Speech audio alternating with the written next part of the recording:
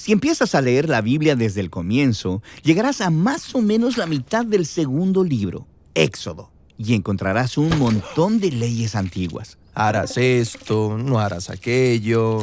Estas leyes están todas escritas en el estilo literario que llamamos discurso en prosa y se encuentran por todos lados en el segundo, tercero, cuarto y quinto libros de la Biblia. Hay más de 600 leyes. Y puesto que leer códigos antiguos de leyes no es algo que tú y tus amigos hacen muy a menudo, es probable que tengas dificultades. Así que hablemos de cómo leer la ley en la Biblia. Lo primero que hay que recordar es que la Biblia no es un manual de comportamiento con una lista completa de lo que debemos hacer y de lo que no debemos hacer para complacer a Dios. Cierto, la Biblia es una narrativa épica, pero en su historia, Dios sí le dice a las personas qué hacer. Claro, la historia comienza con el plan de Dios de gobernar el mundo a través de humanos que confiarán en Él y que vivirán conforme a su sabiduría. Aquí encontramos el primer mandamiento divino en la Biblia. No comas del árbol del conocimiento del bien y el mal, porque el día que lo hagas, morirás. Pero los humanos toman la autoridad, conocen y definen el bien y el mal por ellos mismos, y eso no es bueno. Eso lleva a un mundo de violencia y muerte, y ellos son exiliados del jardín. Ok, entonces esta fue la primera ley en la Biblia. Bueno, es el primer mandato divino que invita a las personas a confiar en Dios y vivir conforme a su sabiduría. Así que, aunque no es parte de las leyes dadas a Israel, sí las anticipa, porque ellas también son invitaciones para confiar en la sabiduría de Dios. Entonces, ¿cuándo llegan las leyes de Israel? Bueno, esta es la historia. Israel está esclavizado en Egipto. Entonces Dios los salva y los invita a una relación de pacto, como un matrimonio. Y las leyes forman los términos de ese pacto. Y entonces, ¿se nos da un catálogo de todas las leyes que Dios le dio a Israel? De hecho, no. No se nos dan todas las leyes, solo ejemplos. Estas han sido estratégicamente colocadas entre las historias sobre cómo Israel se mantiene violando las leyes. Y entonces, se supone que yo vea que Israel no es diferente de los primeros seres humanos en el jardín. Ellos no confían en Dios ni viven conforme a su sabiduría. Sí, y eso lleva a otra ronda de tragedia, violencia y muerte. Y termina en el exilio. Y entonces, aunque las leyes son buenas y muestran la sabiduría de Dios, también exponen la incapacidad de Israel de ser un compañero fiel de Dios. Te sigo. Pero cuando leo las leyes, encuentro muchas cosas extrañas, como no permitir que la ropa sea hecha de 2 tipos de telas diferentes. ¿Cómo eso muestra la sabiduría de Dios?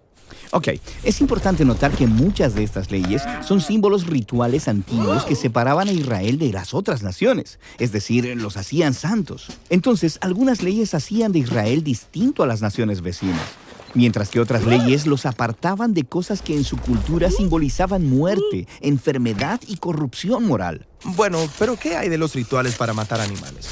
Los sacrificios también eran símbolos rituales que conectaban a las personas con Dios, ya que tú, un mortal, no puedes ascender a la presencia de Dios en el templo celestial. Un animal sin culpa, ofrecido a Dios, podía ir en tu lugar, cubriendo tus faltas, para que puedas saber que eres aceptado por Dios. Ya veo. Pero no todas las leyes son rituales antiguos. Algunas son solo acerca de ser buena persona y tratar bien a los demás. Sí, pero estas leyes no tratan solo de ser bueno. Tratan sobre la justicia, que es muy importante para Dios.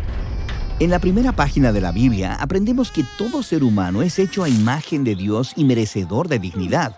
Y estas leyes aplican ese ideal en los días de Israel. De hecho, estas leyes son el fundamento de muchos conceptos de justicia y equidad que damos por sentado.